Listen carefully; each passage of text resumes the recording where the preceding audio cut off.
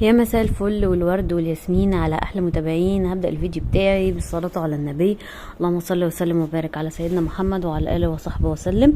في الفيديو اللي فات ملينا النموذج ده مع بعض، عرفنا ازاي يتملي، اللي هو نموذج 119 او بيسموه باللغة الدارجة يعني استمارة حصر الورثة. وقلنا ان هو لازم يبقى من ورا ممضي من 2 موظفين ومختوم بختم شعار الجمهورية.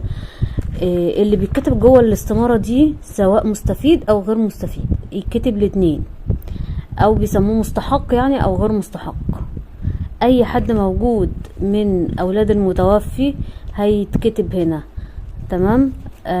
مثلا حد بيشتغل نقول ان احنا مش هنكتبه، لا كله هيتكتب ويقدم الورق بتاعه، وساعتها الموظف اللي يقول دي هتستحق او دي ما تستحقش، او ده يستحق او دي ما تستحقش.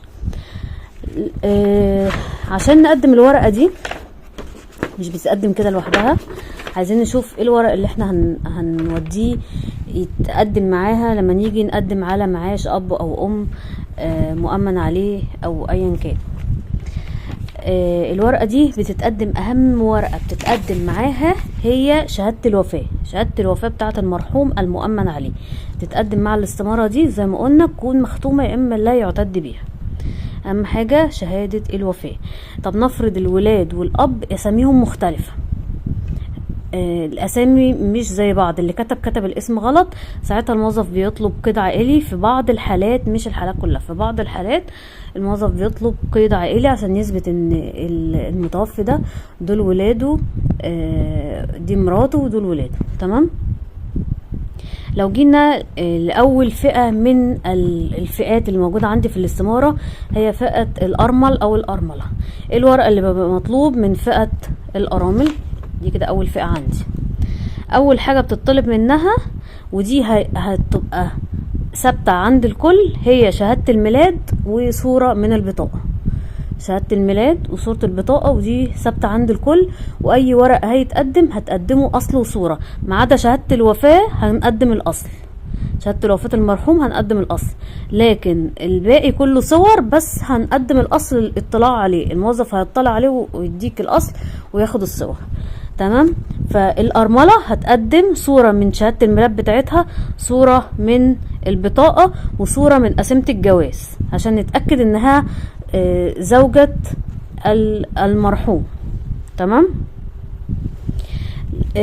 طبعا هي اللي بيبقى ليها مستحقات مصاريف الجنازة وكده، فلازم تجيب رقم حساب ايبان او جهة صرف، بيسموها جهة صرف، او بيسموها افادة من البنك او البريد ان فلانة الفلانية هيجي لها مستحقات، اصرفوا لي المستحقات على رقم الحساب ده. كلمة ايبان هو رقم حساب، بيبقى كده عدد ارقام كده معينة، هي دي اللي بيدخلوها في السيستم، وبيبعتوا عليها اي مستحقات تخص سواء الارملة او غيرها. ولازم تبقى مختومة بختم البنك او ختم البريد، مش هينفع حاجة برضو يعتد بيها مش مختومة. ده بالنسبة للحاجات بتاعة الارملة. خدوا ورقة وقلم كده واكتبوا ورايا عشان ايه ما تتوهوش مني.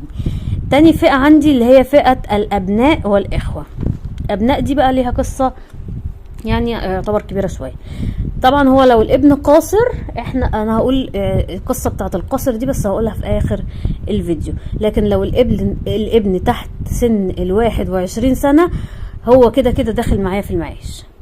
تمام. لو الابن تحت سن 21 كده هو داخل معايا في المعاش.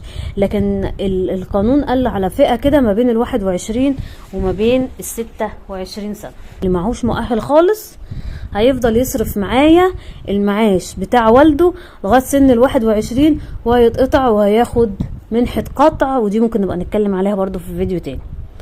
اللي هيفضل يصرف معايا المعاش لغاية سن 24 هو اللي حاصل على مؤهل متوسط او فوق متوسط او اعدادية. تمام. ده هيفضل يصرف معايا لسن 24 سنة. بعد كده برضو هيتقطع وهيتعمل له منحة قطع. منحة قطع بتبقى نصيبه في 12 شهر.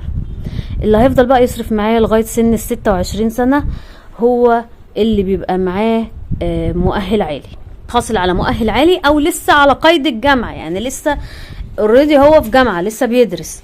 طب انا اثبت منين ان هو لسه بيدرس؟ سواء بقى لغاية 24 ولا 26، هجيب قيد دراسي سواء بقى من المعهد بتاعه او من الكلية او من المدرسة او ايا كان. هجيب قيد دراسي ان هو لسه بيدرس اهو. او لو هو خريج وخلاص هيخرج من المعاش عشان ياخد المنحة بتاعته، بيجيب صورة المؤهل الدراسي طبعا زائد الاصل للاطلاع عليه. واكيد لازم قبل ده كله صورة البطاقة وصورة شهادة الميلاد، ده برضو ثابت معانا في كله. لو جينا للفئة التالتة اللي هي البنات والاخوات، البنات والاخوات كده الفئة التالتة معايا. الانسة كده هي داخله معايا في المعاش ايا كان بقى سنها. احنا هنا بقى بالنسبه للابن في شروط كده في السن، لا بالنسبه للبنت هي داخله معانا في المعاش ايا كان السن بتاعها، بس هتفرق معايا في الحاله الاجتماعيه. الانسه داخله كده معايا في المعاش، لو ما كانتش بتشتغل هي كده داخله معايا في المعاش.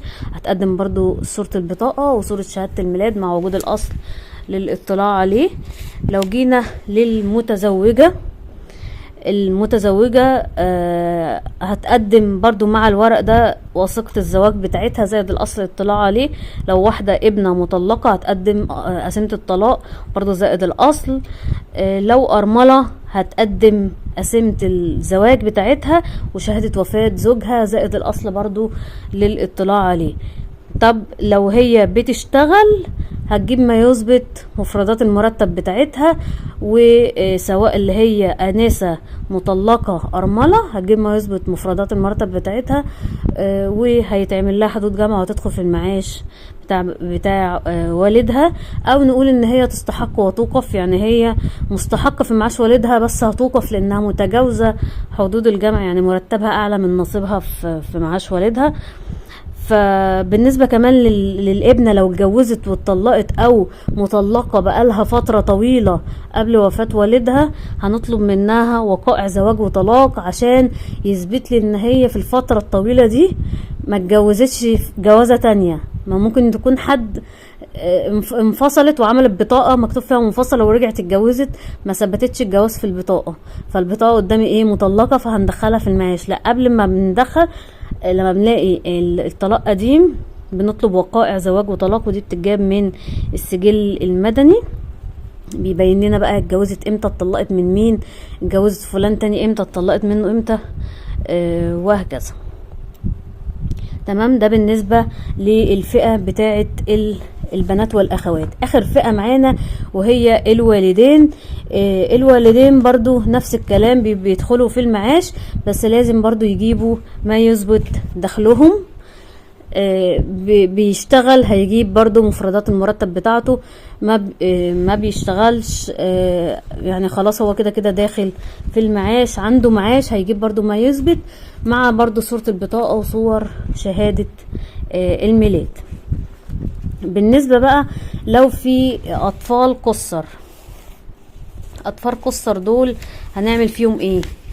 دول قصتهم قصة شوية، لان انا بخرج لهم المستحقات بتاعتهم، ما ينفعش اديها لايد الام على طول، لا المستحقات بتاعتهم لازم تروح المجلس الحزبي او بيسموه النيابة الحزبية.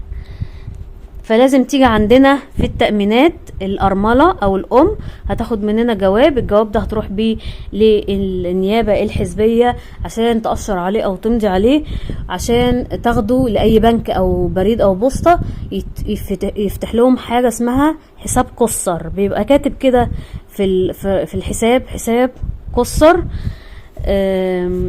خلاص فتحت حساب القصر، هترجع للنيابة الحزبية او المجلس الحزبي تاني، هتختمها وترجع لنا تاني في التأمينات.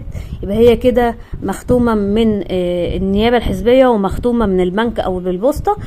خلاص انا كده هصرف للاولاد القصر اللي هم تحت 21 سنة مستحقاتهم، كل واحد في الحساب بتاعه والأرملة في الحساب بتاعها.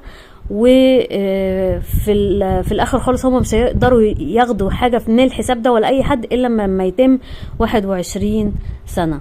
فده اللي هي القصة بتاعت القصر. يا رب يكونوا استفدتوا من الفيديو ولو بمعلومه صغيره. الفيديو اللي فات بتعمل النموذج ده هحطه لكم في صندوق الوصف، وهحط لكم الرابط بتاعه في اول تعليق مثبت تحت. متنسوش تدعموني باللايك والشير والسبسكرايب، واي استفسار وتعليق اكتبوه لي تحت في التعليقات. السلام عليكم.